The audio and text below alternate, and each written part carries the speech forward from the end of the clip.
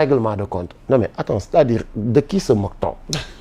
yaa Moussa. c'est important ma bàyyi la nga barkeelu ci Café Touba Sénégal 7 bi ci Café Touba Sénégal 7 bi waxtaan wi dee dox di wéy ci même ordre d'idée ci wàllu reddition des comptes nga tudd ko léegi muy rakk ci ancien président gi fi nekkoon muy Aliou Sall récemment bénéficié na liberté provisoire moo ko soxnaam ginnaaw bi mu cautionné ñu nangul ko am ñu ne dossier yi ñu doon xaar ñu déglu ko ci wute naag biñ ko dégloo blanchiment capitaux foncier ndax génn na ci génn gu ci waaye sànq mi ngi doon def une sortie ginnaaw bi mu amee liberté am def na sortie dikkaat na ci yu bëri waaye ba tey mi ngi clamer innocence am loo xam ne xëy na dañ jàpp ni tey seeni pexe la régime gi fi nekk ngir ñoom ñu sàkkal leen pexe déjà avant de parler de sa sortie bi mu def léegi son dossier ak ni mu demee yow ban jàngat nga ciy def Aliou Sall. Son dossier. xam nga non xam nga c'est pas un Sénégalais lambda qui a inculpé Aliou Sall. C'est une institution et c'est la justice qui a dit que ni gis na benn Sénégalais loo xamante ni c'est pas normal ñu interpellé ko ci biñ ko ci interpellé il est venu avec la justice il a accepté de cautionner pour retrouver sa liberté génn continuer défendre boppam donc c'est la parole d'Aliou Sall. Mais dama déglu bër ki dem dama yem ci benn vidéo ma déglu benn mbër bi ne Aliou Sall buñ ko tëjee tëj ku am njëriñ ñu ngi koy jooy Elimane yi sax a ngi koy jooy Aliou Sall mooy jënd xaru tabaski presque waa Guédiawaye yëpp Aliou Sall moo daggal Elimane yi salaire Aliou Sall mooy jox ñëpp Guédiawaye ñëpp Aliou Sall moo leen di presque daanaka dundal la wax moo leen di jox xaalis mooy ngénte yi mooy joxe ordonnance yi mooy joxe dépense yi qui a cette fortune dans ce pays ça du yëfu caaxaan loolu du xaalis bu ndaw il le disait pour le soutenir alors qu'il l'inculpait yaa Moussa ñun moi j'ai 45 ans j'ai commencé à travailler depuis à l'âge de 13 ans façon liggéey bu nekk liggéey naa ko façon liggéey bu nekk j'ai fréquenté les usines à l'âge de 14 ans may dem Salin di dem Sonacos di dem Isensi di entreprendre nekk ci élevage agriculture di def business su oto yu bëree alors aujourd'hui pendant toutes ces années man munuma yenn xaajuma bay mën yenn yi alors ñu ne une personne boo xamante ni dañ na naan oui il était journaliste après ça son frère est arrivé au pouvoir jël ko def ko def mu nekk rakku frère am boobu ñu xëy ñu ne kooku dafa am ay milliards et c'est normal lan moo tax sénégalais di nangoo di saaga boppam moi je ne dis que ni personne n'a le droit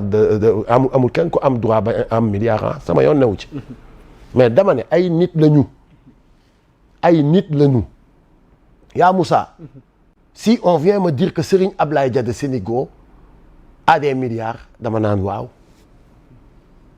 si on vient par exemple ne ma Serigne Mboup de CCBM am na milliard dama naan waaw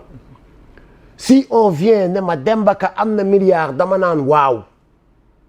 mais si on vient me dire que ni un ancien greffier après jékki-jékki nekk se transforme en journaliste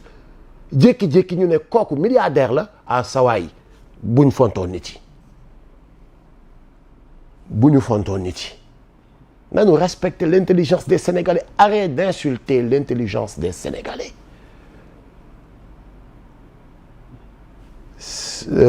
il a affaire avec la justice sur une interpellation pour yi nga xamante ni nit waru ko def il n'a qu'à le régler avec la justice mais en tout cas lu ngeen ko mën a jëlee tuddee leen ko règlement de compte mais c'est le peuple qui règle son compte avec ñi nga xamante ni ñoom la dénkoon te ñii fi nekk tamit bés bu ñu defee comme ñii ëllëg it bés bu ñu jeexalee seeni mandat le peuple va régler leur compte avec ñoom sénégalais bi moo dootul nangu kuy ñëw ñu jël yaa Moussa ne la suñu gafaka gii dañ la ko confier téeméeri dërëm a ci ne ñii ak ñii nga ko war a doxalee ñii ak ñii nga ko war a doxalee ñu dem ba pare yaa Moussa ñu naan la kaay suñu gafaka bi biñ la ko dénkee dañ ci gis lu dul yoon kaay rendre compte ñu ne règlement de kaay rendre compte ñu ne règlement de compte il faut que les gens arrêtent il faut affaire bi dafa simple xam nga boo fi nekkee di dugg ci loo xamante ni way di expliquer fii il faut terrain-terriser le débat parce que on parle avec la majorité et tu sais que plus de 50%, plus de 60% des Sénégalais ne savent pas lire ni arabe ni français et ne savent pas parler ni arabe ni français. mais dañ leen koy reprocher souvent da ngeen technique trop dans vos explications. mais man de je suis pas technique man de li ma wax dafa leer nañ man moom li ma wax c'est trop terre à terre. yaa Moussa muy Macky Sall. muy Diomaye Faye bii fi nekk actuellement. Macky Sall laataa mu doon am pouvoir ba mën a tiim sunu gafaka gi. Sénégalais yi ñoo jóg cotiser dem ci li ñuy woowee élection dugg ci urne yi voté ñu ne ah ñun kat Macky Sall mooy ki ñu doy pour ñu dénk ko li nga xamante ni mooy suñu réew mi suñu sécurité suñu jàmm suñu liggéey suñu ay ressources suñu lépp yow Macky Sall yaa ñu doy yow lañ ko dénk ah Macky Sall a pris de ces hommes yi nga xamante ni ñoom la bokkaloon parti ne leen vous êtes les hommes d'État yow laay def ministre sangam ministre nangam DG nangam PCA nangam et cetera et cetera. Pendant 12 ans de gestion ce peuple-là gis ni que ni fii lay yem ak Macky Sall parce que il a constaté une haute trahison ci ni mu nekkee di yor alalam am une opposition bu nekk tamit indi le débat di signaler ay mbir ba looloo waral Sonko ñu dàq ko fam ne woon na ko da nga war a am bàmmeelu biir parce que état ay yëfam warul génn déjà saaga mu ngi commencé ci secret d'état saaga askan way yaa Moussa booy wut sama baat da ngay ñëw ne ma dama soxla sa baat parce que ki nga ko jox nii mu ngi nekk di négocier say ressources négociation bu bon ki nga ko jox nii mu ngi nekk di leb gu jéggi dayoo ci sa tur téegalu la ko mu di la ko nëbb ki nga ko jox nii mu ngi daal def naka sudul noonu nga ne ma waaw man nag dama koy dagaan parce que bés boo ma ko joxee non seulement dinaa demaat renégocier ko ba pare dinaa ko sàmm goo xamante ni dina warloo ak li nga xamante ni moom lañ ko war a sàmmee ba nga gis ci sa bopp ba pare dinaa lay rendre compte fu ma toll. Une fois tu arrives au pouvoir nga ne wéy bon xam leen li ci des ñun ñoo ko war a xam c'est ça qu'on appelle secret d'état yéen fii ngeen di yem ci niveau d'information la ca des ñun ñoo koy xam ñun ñooy ñan mais attends quoi mais saaga foofu la commencé yaa Moussa il faut qu'on respecte les Sénégalais et si ils ont manqué de respect aux Sénégalais manque de respect bi dafa yàgg ba le Sénégalais a finalement arraché ce respect Moussa si je suis très respectueux di la ko jaay yow peut-être nga jàppee ko ni dama tàppet wala leneen la xamuloo ni c'est juste que je suis respectueux et je veux que cela soit réciproque nga bañ dama koy foqati lii lépp di xew c'est une demande sociale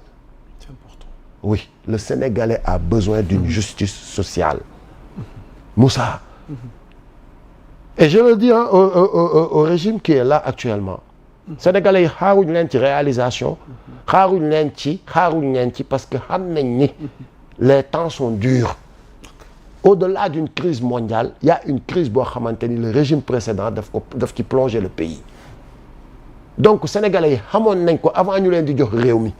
kon xaaruñu leen ci ngeen indil leen way une réalisation créé waat ay tali yu bees ay échangeurs yu bees xaaruñu leen ci yooyu ci justice sociale lañ leen di xaar. jubbanti réew mi tout à l'heure un frère m'a appelé depuis Kaolack. ok sama petit frère. macha allah. day jaay Jakarta. Tafa Sall. ñu ngi koy nuyu. ñu maa ngi lay nuyu. di nuyu waa Saloum gi yëpp waa Kaolack di nuyu waa Saloum gi yëpp waa Kaolack non Kaolack dañ leen di bexel. nuyoo ok waaw ba tax dama koy denc. kon baax na. alors bi ma woowee. ne ma gis nga fu ngeen taxawati wax fa lu baax ma jaar ca fa ca des waxal leen fa lu bon. nga ne ma. ma ne ko waa Moustapha lu xew. mu ne ma sawaay man dañu ñëw fekk ma toog ñu ne ma sama place bi dama déborder trop ma ne ko da nga déborder de combien de mètres mu ne ma je suis à 4 mètres ma ne ko ñaata nga waroon a nekk mu ne ma 1 mètre 50 ma ne ko waa Tafa léegi yaa nekk ci dëgg wala nekkuloo ci dëgg mu ne ma non mais dëkk noonu lay doxee tamit parce que ñu ngi ciy faj suñu soxla di ki gérer ay affaire ak affaire te yow xam nga li ma participer ci combat bi dama kii ci xeex bi ma ne ko ok ma ne ko bi ngay xeex loo doon demandé mu ne ma ñu jubal réew mi jubbanti ko ma ne ko Diomaye wax na leen ko nee na leen yéen a commandé nee na ñun ñoo commandé plat bu wex xat gëmbal te guux garab lu neex mu ne ma pourtant li ngay wax nii dëgg la xam naa ko de waaye nañ ñu bàyyi ci anarchie gi fi newoon ba ci kanam c'est comme ça que le Sénégalais pense xam nañ ni lii ñii li ñuy nekk di def dëgg la waaye nañ bàyyi ba ci kanam tuuti des fois ça peut se comprendre parce que dafa tomber ak benn période tamit bu xaw a truc des fois mais aussi lan laa ko dalalee ma ne ko Moustapha mu ne ma ah ma ne ko man de xam nga ma maa la yar ma ne ko te je n'ai jamais accepté lu yomb si c'était le cas bokkoon naa ci régime yi fi doon nekk cëru gu mat sëkk heure bii daw comme ñëpp toog France wala toog fenn mais yor sumay bien fii nii wala yor ko à l'extérieur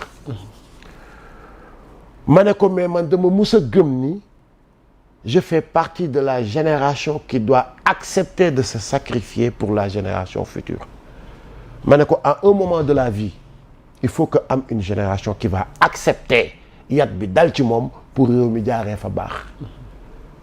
ma ne ko tant que juguñu ci njëriñ la nga fekke duñu mës a defar réew mi ma ne ko ce régime a besoin d'être accompagné ci initiative yu courageuse yi ñu nekk di jël ma ne ko une occupation anarchique mu ne ma ah ma ne ko amul fenn ma ne ko la preuve mu ne ma ah ma ne ko débordé bi nga débordé noonu mu ne ah ma ne ko yow doo nangu kenn ñëw débordé ko sa buntu kër personne ne l'accepte ku gaare sax ci buntu kër jaamu ñu ne non avancé fii buntu kër la mais bu ñu la nee avancé fan lañ lay dem demal nga taxaw ci mbedd mi mais bu la neexee sax parking ci dibbu mbedd mi suñu yoon nekku ci. mbedd bi mbedd buur la. yaa Moussa. il faut que ñu accepter. il faut que ñun ñëpp ñu nangu à l'unanimité ni ñoo bëgg réew mi baax te réew mi nag pour mu baax y a un prix y a un prix ah y a un prix. te bu fekkoonte ni sax ñun dañoo am ñi ñu koy digal nekkuñu ci mais tey jii nii ñëpp gis nañ le président de la République comment il s'adapte ni muy nekkee des fois un citoyen ordinaire pour faciliter la tâche dogguma la mais pour le cas de ton jeune frère ñu ngi koy nuyu est-ce que aussi tamit mooy recasement bi xam nga gis nañ déguerpissement am na mais il y a un débat là-dessus je suis en phase dama seetaan ambulant yi voilà foofu tamit vraiment non dama leen seetaan yaa Moussa dama seetaan ambulant yi et j'étais très content et j'étais très fier ñu ne ñun mënuñu xeex bi ba ngeen egsi parce que li ngeen ñu digoon moo ñu convaincre te tey la ñu gën a gëm li ngeen ñu digoon dëkk dañ ko war a defar on est d'accord on est en phase avec vous mais jàppale leen ñu ci recasement et ils ont parfaitement raison une occupation anarchique non mais aussi dafa war a ànd ak accompagnement ñu recaser leen parce que ñoom nee na surtout booy bi ne xalaatuñu génn xalaatuñu jël gaal xalaatuñu daw fii la ñuy rester toog te yàlla dinañu ci génne mais accompagnez-nous et c'est ça le rôle de l'État un État dafa war a accompagner un État d'accord ne peut pas donner d'emploi mais un État aussi a les prérogatives ou des domaines de compétences d'accompagner son peuple surtout que quand il veut entreprendre et tout ça c'est de l'entrepreneuriat donc il faut les accompagner je suis en phase avec eux c'est important waaye Moustapha waaw il faut gars yi accompagner leen dëgg la loolu mënta ñàkk alors kilifa vite fait dafa am koo tudd mu doonoon ancien greffier doon taskatu xibaar dem ba doon homme d'affaires tey ñu koy toppee alal gu jéggi doyo daw na ñu ngi koy seet mandat d'arrêt mi ngi ci ndoddam njabootam mi ngi ci xat-xat ndax ñoom itam teg nañ leen loxo parce que lépp ci wàllu koppar googu ci circuit yi mu jaar gisaguñ ko ba tey jamono yi namoon nañ la ndax da nga tukki woon ndax dajewoo ak moom foofu ki may bëgg wax nag mbokk yi Madiambal Diagne la ëllëgam tey ak situation gi mu nekk ak it ni mu mettre à nu tamit dëkk bi ci tiiñal ko ci wàllu sécurité ni mu génnee ba mu warlul ci am ñu ci dagg seen bopp l'affaire Madiambal Diagne tey kilifa lu ci sa jàngat.